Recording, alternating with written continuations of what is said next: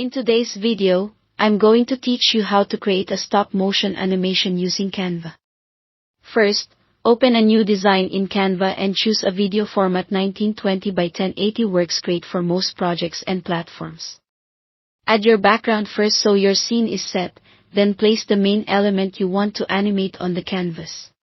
Keeping your background static and your subject on top helps maintain a clean, consistent look. If you like, lock the background so it doesn't shift as you work. Now set up the first frame. Position your element exactly where you want the animation to start.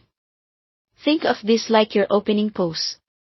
It helps to zoom in for precision and align to guide so your movement looks deliberate. Next comes the heart of stop motion, duplicating and making small changes.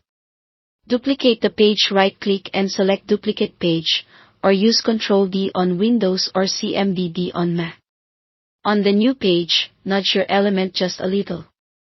You can move it a few pixels, slightly scale it, or add a tiny rotation. The key is to keep each adjustment small and consistent. Repeat this process, creating a series of pages, each with a subtle change. More pages mean smoother motion, fewer pages give you a choppier, stylized look. Use arrow keys for fine nudges, and try to keep the spacing between movements even so the motion feels natural. When you have your sequence, adjust the timing. Click the timer icon on any page and set the duration to a very short time, like 0.1 seconds, for a fluid feel. Apply this timing to all pages so everything plays back evenly. If you want a brief pause at the start or end, you can lengthen just the first or last frame to emphasize that moment. For even smoother motion, add an optional transition. Click the transition icon between pages and choose Match Move. This helps Canva interpolate the motion from one frame to the next while still preserving the stop-motion character. Apply it to all page transitions for consistency. If you prefer a more traditional, choppy style, you can skip this step.